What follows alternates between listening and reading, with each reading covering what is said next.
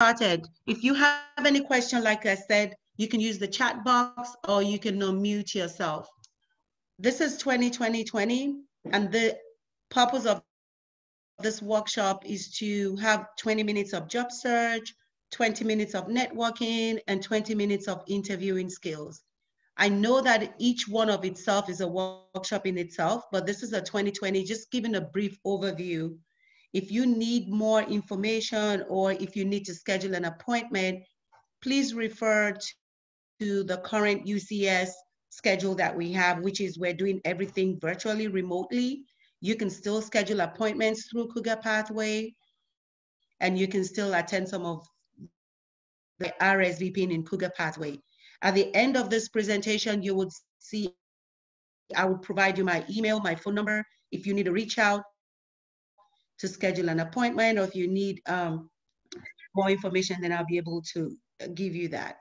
So just a quick overview. Today, I will just briefly go over the UCS overview, job searching, like I said, networking and interviewing.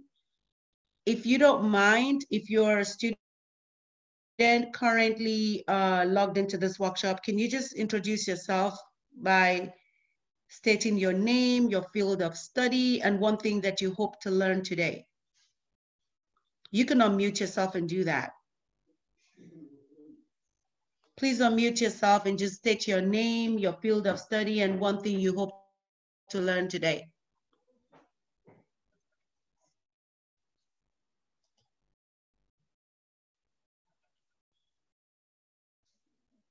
Or you can use the chat box also. I think the person is trying to figure out how to work it. They put in the text box, 1 second. Okay. Yeah, hi. I have to check my setting for it. But hi, my name is Dmitry. I'm doing my master's at Bauer in Management and Information Systems. So today I hope to learn how, like, what's the better way when you like talking with a potential employer, or like when you go to a career fair, what's like the best way to emphasize your like graduate status?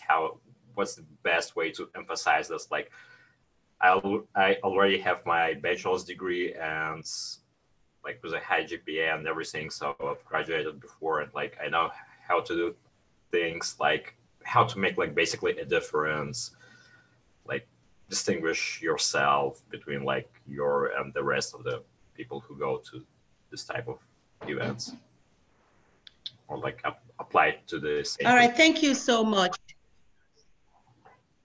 Thank you. So what I heard you say is that you're trying to figure out how to stand out. Bottom line, that's it. How do you stand out as you go about your internship or your job search? And we will be talking about that as we go along. Thank you. And then we're going to move on. So UCS, how can we help you? How can we support you? We do offer one-on-one career counseling. We have virtual chat. You'll be able to see all our hours. The virtual chats is just a quick way to, if you have a quick question or you want us to quickly take a look at your resume, cover letter, whatever that might look like, the virtual chats would be a really good option to do that. Of course, we have our career fairs, our prep weeks, and our employer meet and greets, which has changed a little bit this semester in light of what's going on. But then if you still go to our website, you should be able to access all of these things that I'm talking about, albeit virtually. Some of the other relevant resources that we have is the career closet. So if you have, and I know that that may not happen this semester, but this is just information for you to know ahead for the future. If you have to attend an event with an employer on campus and you need a suit or you need a shirt or tie or something like that, we do have a career closet in our office. So you're always welcome to stop by. There is a $10 charge for that to rent a suit for 3 days. And we don't make any profit from it. It's just for the cost of cleaning the suit and getting it ready. But we work with people who are not able to pay for that also. Cougar Pathway is our online database. And this is where you can actually RSVP for events that we offer. This is where you can request a career counseling appointment. For now, we're doing it on the phone. We're doing it virtual. just go ahead and request your appointment like you normally would with a career counselor. Cougar Pathway is also where you would see on-campus jobs, off-campus jobs, internships, full-time jobs, part-time jobs. This is where the jobs are posted. Mind you, with Cougar Pathway, once you create a profile in Cougar Pathway, we strongly encourage you to upload your resume, because what happens is once you upload your resume, we get to take a look at it and we review it. If we have any feedback for you as far as how the resume can make you stand out more, then we will not approve the resume, and then we will reach out to you and maybe have you come into the office or read and help you through it. At the end of the day, we want you to have a resume that will begin to get you the interviews, which will translate to the job that you're looking for. So like I said, if you have any questions as we go along, you can put it in the chat box, or you can just unmute yourself. We'll be looking at 3 things today: 20 minutes looking at job search, 20 minutes looking at networking skills, and then 20 minutes of interviewing skills. Let's start with the job search. As a grad student, post-grad student, you have the option of having a resume or having a CV. It all depends on what your career goals are.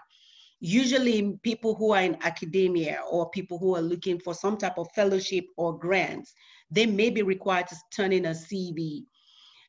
Depending on the job also, they may be required to turn in a CV. So there is a CV, there is a resume, and there's a difference between the two. So when you look at a resume, for example, the main focus of a resume is on the skills and the experience that you have. So when I'm looking at your resume, I'm supposed to have a good idea of the skills that you have and look at the experience that you have and be able to see how that is relevant to the position.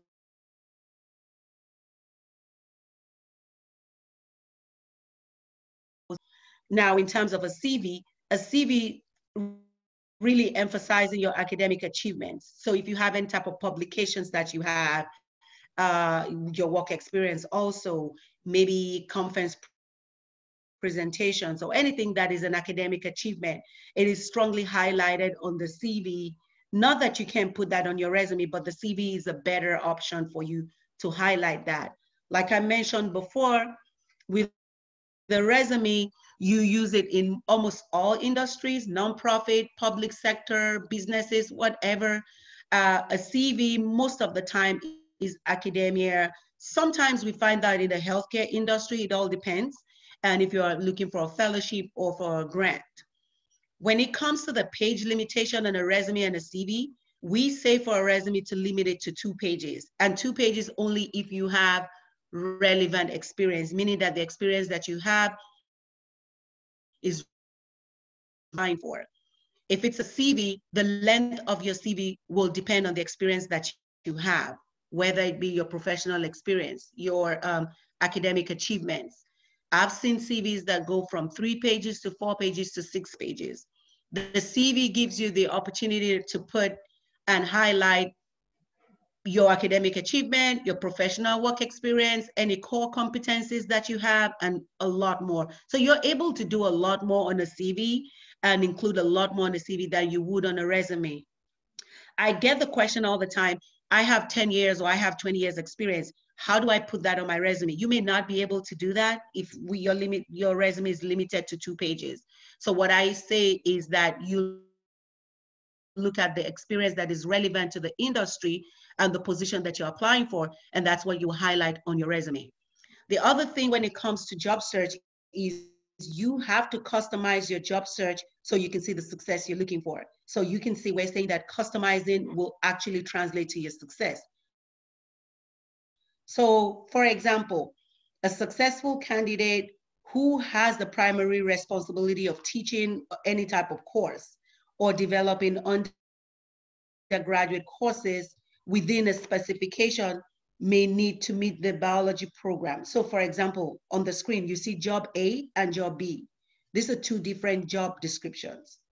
You have to customize your resume for job A and for job B as is relevant to what they're asking for. So for job A, for example, is saying that the successful candidate will have responsibilities for teaching. So we know that your resume has to have some type of experience or some type of skills showing that you have teaching skills. When you look at job B, it says conducting field assessment, investigation, maybe research, doing some technical report. Your resume has to show and highlight skills that are relevant to writing technical reports, doing investigations, assessment, and all of that. So what I'm saying is, depending on the job that you're applying for, you have to customize your resume. For every job that you apply for, you have to customize your resume. There's no one size fits all resume. The job descriptions might be similar, but they will customize your resume and tailor it to the job that you're interested in. A lot of people think it takes a lot of time. I don't necessarily think that you have to take a lot of time doing that. I think if you have a resume that has all the skills and experience that is relevant to what you're looking for, all you have to do is just change a little bit depending on the position that you're applying for. But if you want to see the success that you're looking for, then you would have to customize your resume for every position that you're applying for. If you have any questions, please unmute yourself or just put your question in the chat box. So how do you find a job? Now, if it's in academia or if it's in higher ed, we have iHigher we have iHigher 360, we have PhD jobs, we have nature. You have to be intentional about where you go look for that. But I would say you start with higher ed, because most of the jobs that you will see in the highered.com would be jobs from various institutions across the United States. So that's a good place to start.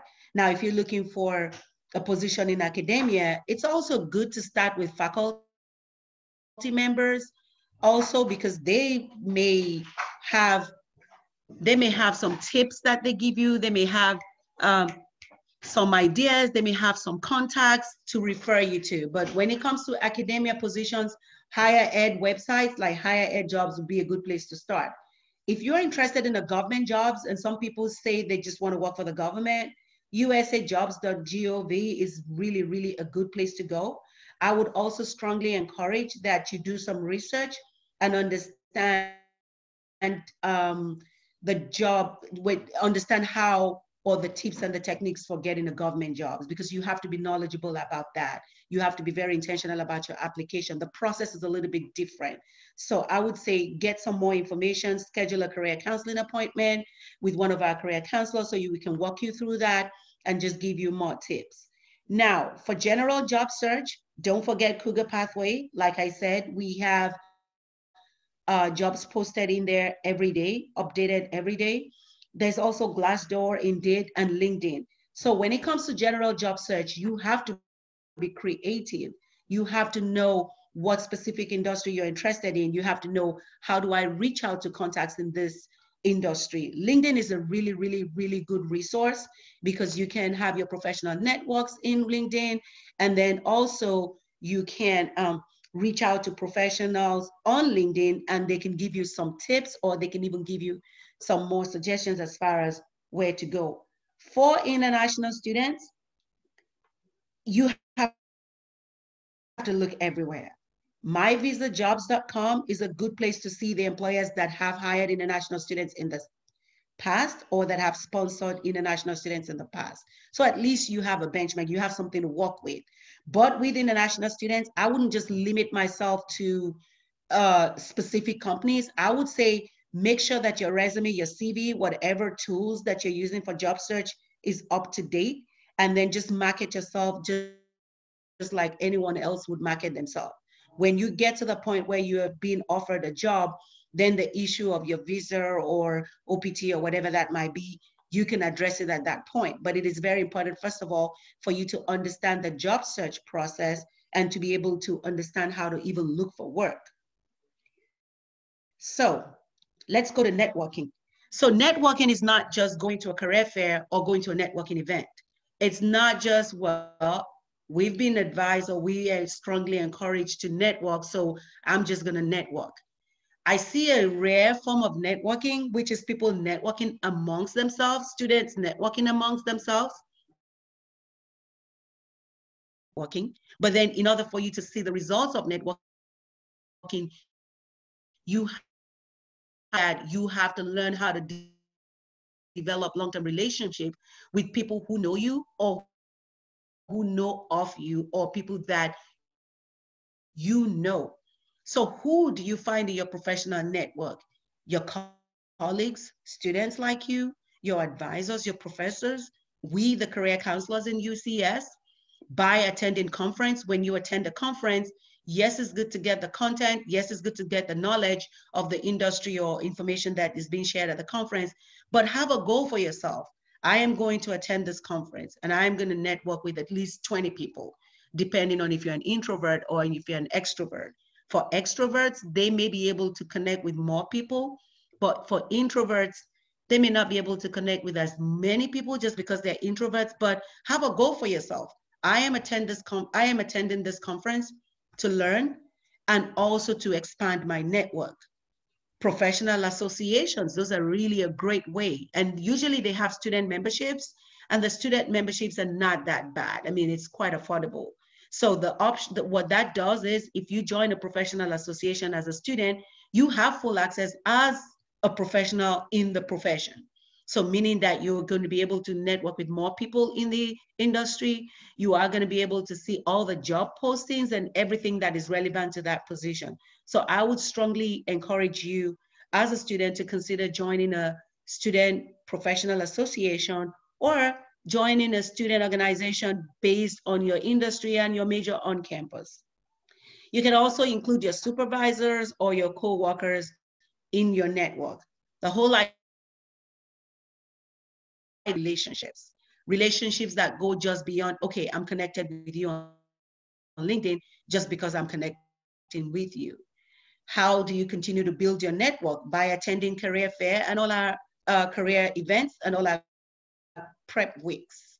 Because we do have our prep weeks with employers. When we have our career events, whether it be a mixer, whether it be a career fair, there are a lot of employers there.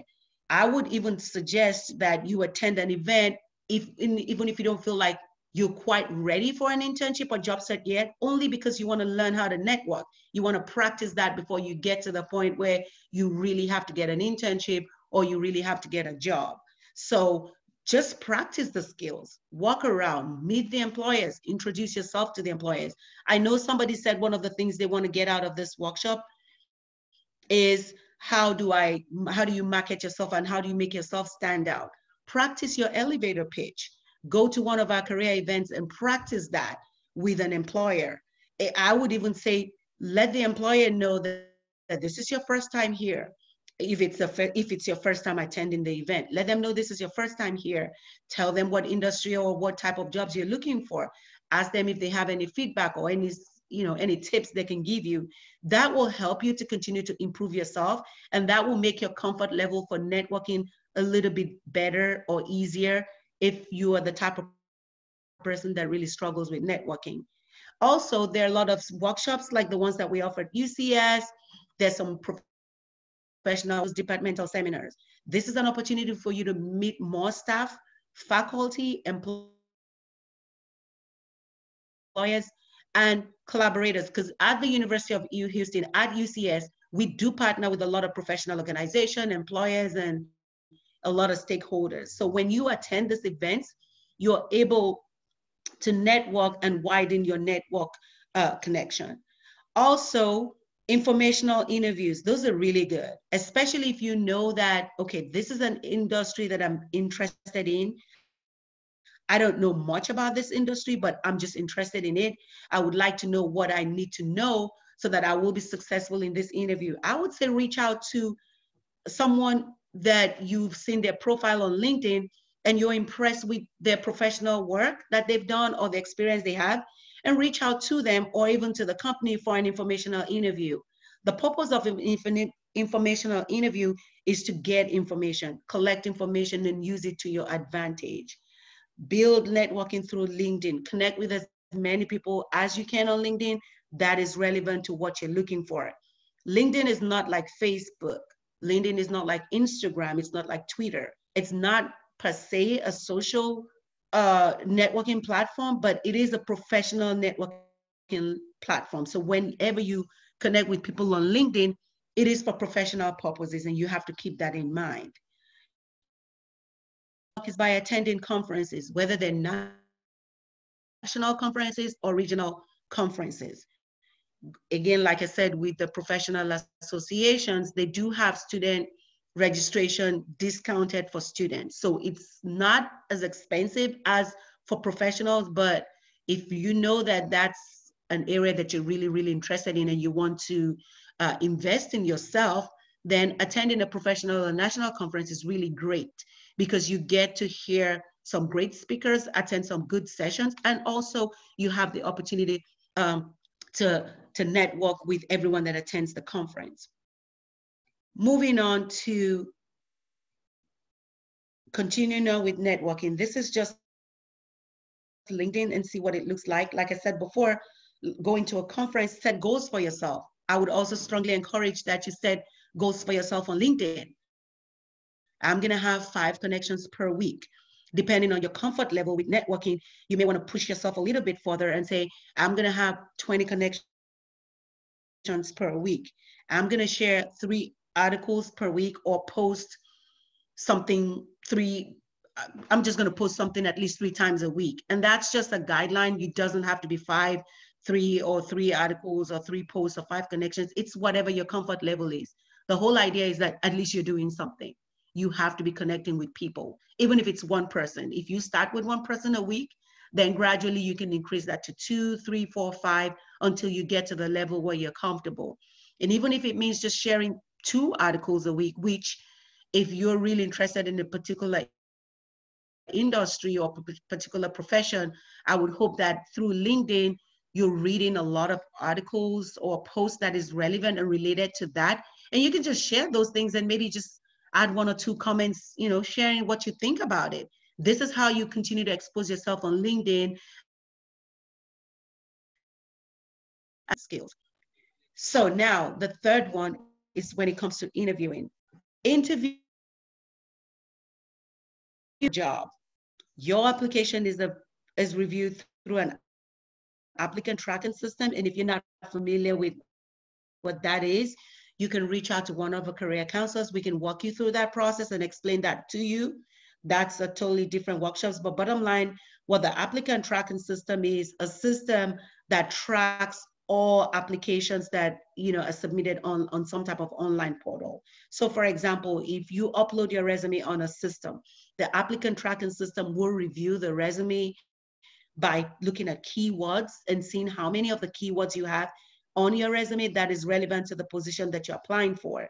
If you have enough relevant keywords, then the application is telling, the software is telling the employer that yes, you have enough keywords to say that you do qualify for the job.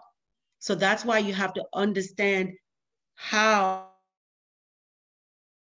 resume so you can at least bypass that applicant tracking system so you can get to the point of the first interview.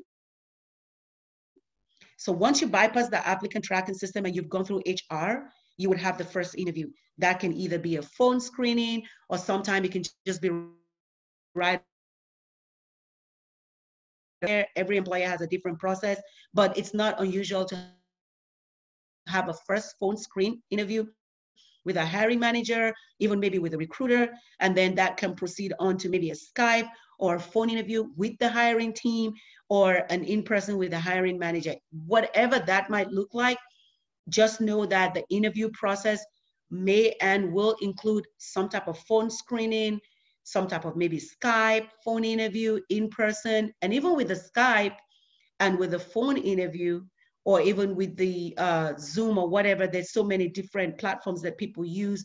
You may be interviewing just by yourself and you don't see the people on the other, you don't see the people that you're interviewing with. They're just giving you the questions. You have 3 minutes to answer the questions, 2 minutes to answer the questions, and it's timed.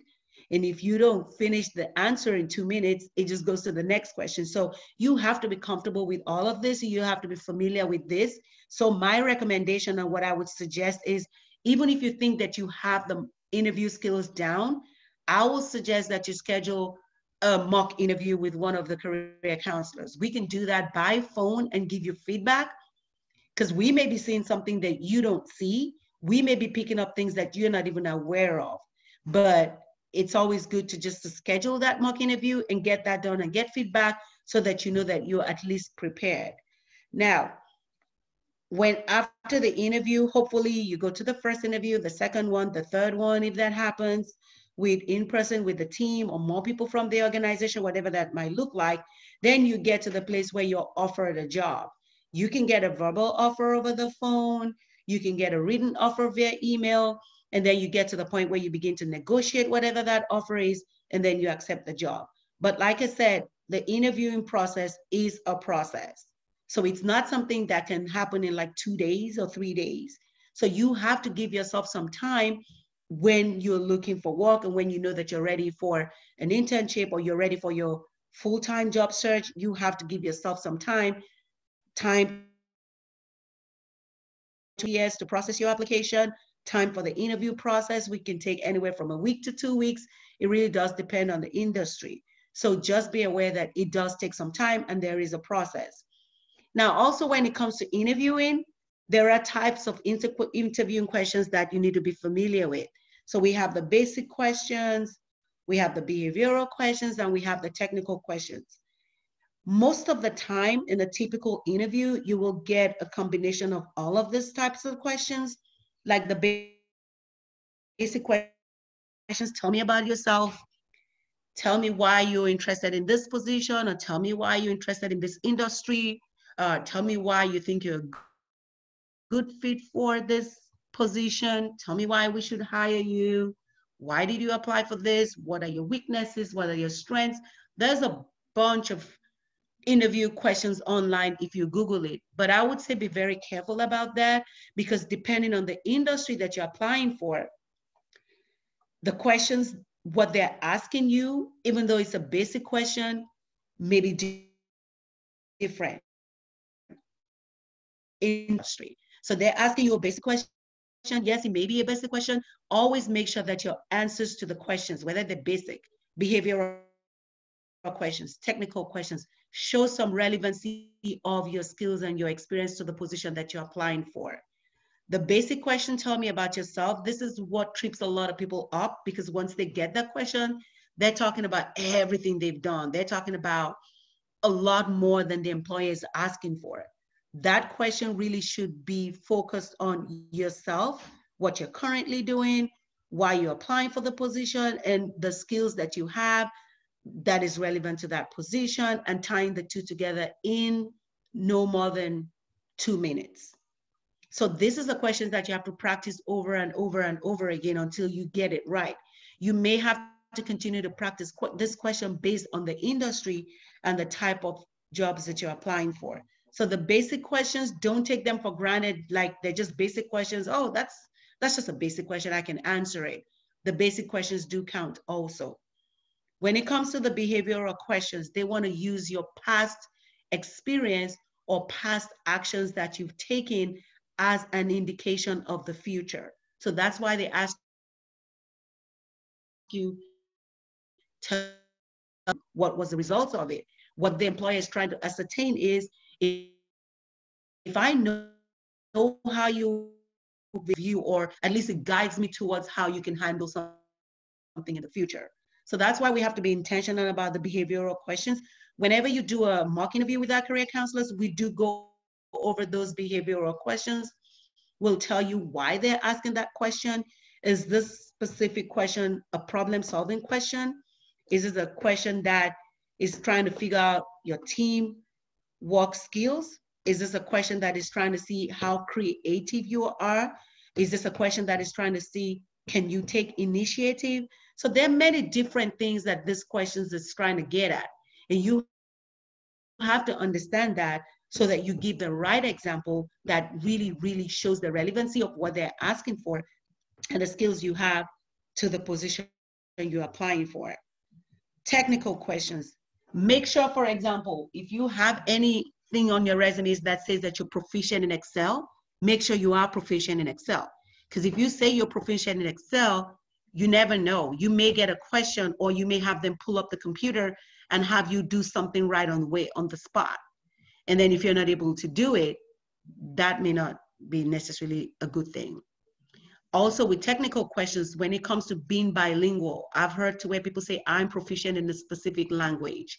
You never know. You may have somebody on that team that is super proficient in that language also, and they begin to try to have a conversation with you. And then if you're not able to carry on that conversation, they begin to question how proficient are you really with that language. So we have to really, really be intentional when it comes to interviewing. Interviewing is a good skill to practice over and over again, even if you think you have it down. Schedule an appointment, get a mock interview, if nothing else, so that you know that, okay, yes, I'm on track. I thought I got it, but now I know that I have it, because now I have gone through this mock interview process and I have received some feedback.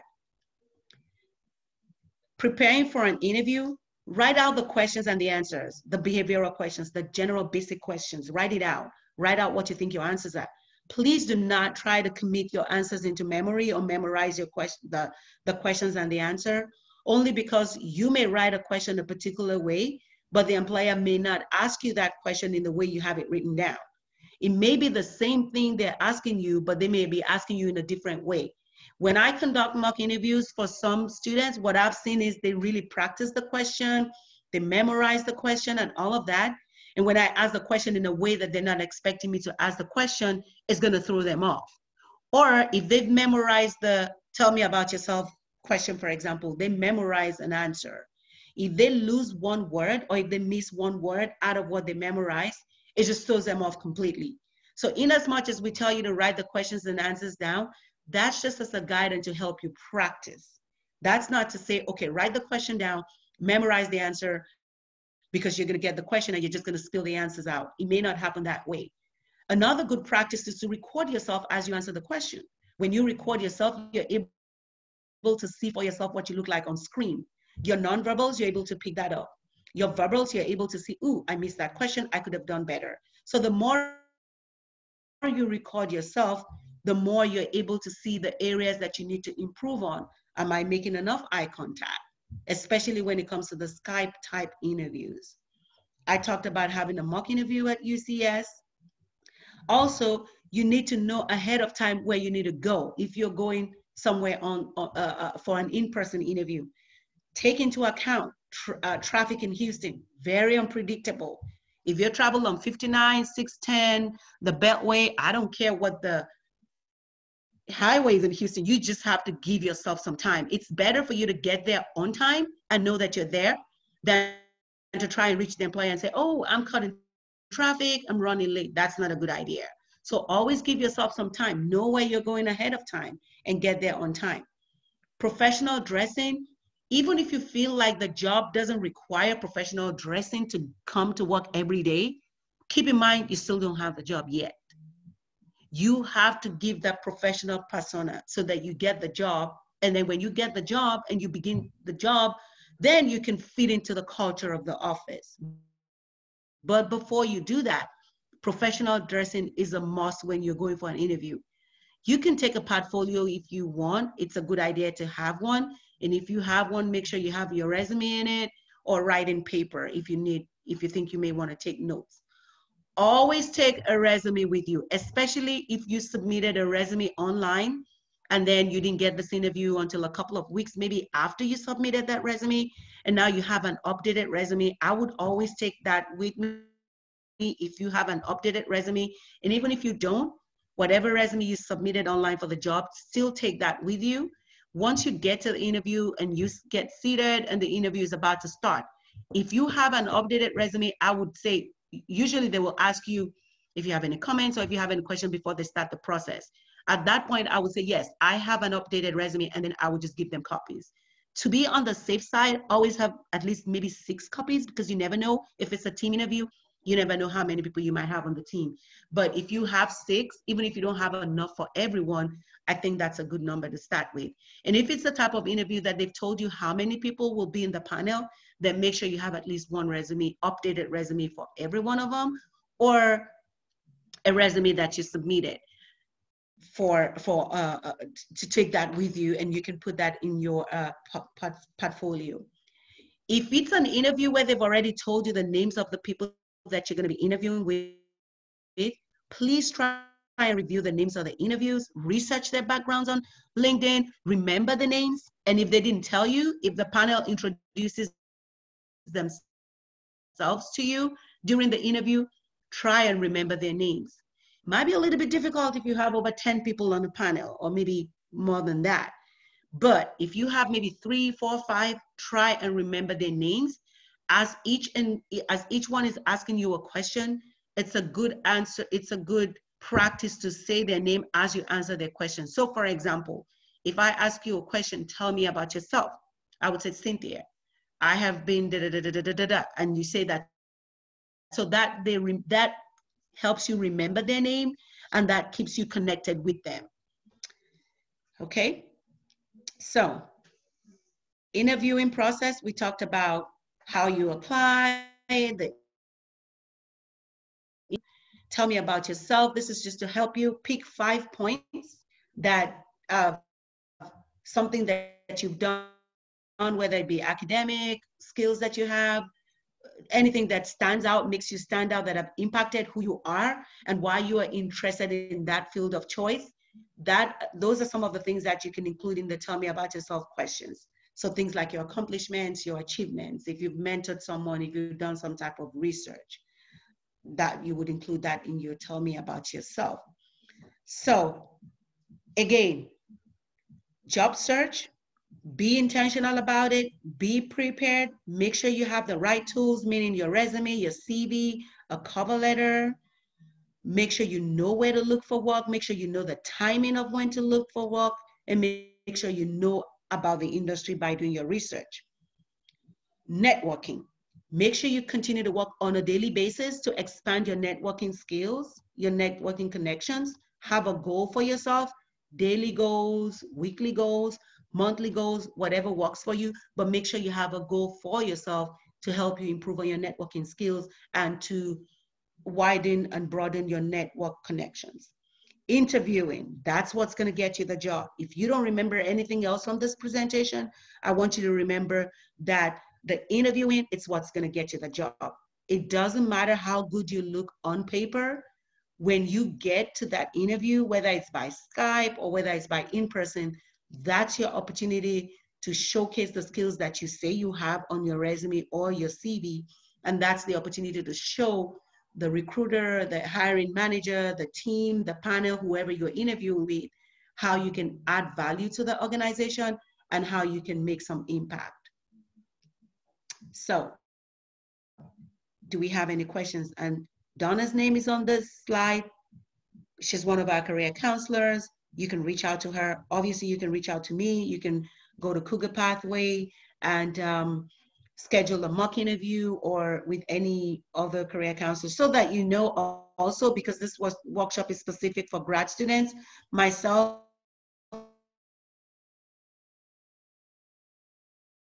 I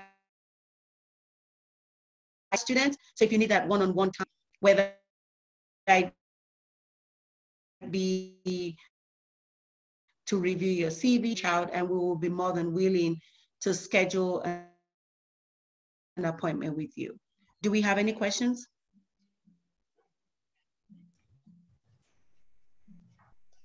You can either in the chat box. unmute yourself to ask a question, or you can, okay.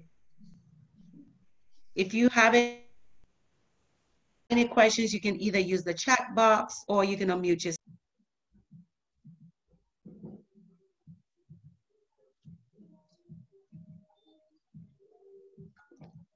All right, if there are no questions, if you would like a copy of this presentation, again, like I said, my name is Aya Ogunye. You can get my contact information on our website. Please email me. I will be more than glad to send it to you. Or if you need help reviewing your resume or even help with job search, or your CV or interviewing or networking, please reach out to myself or Tiffany or to any other career counselors on our team.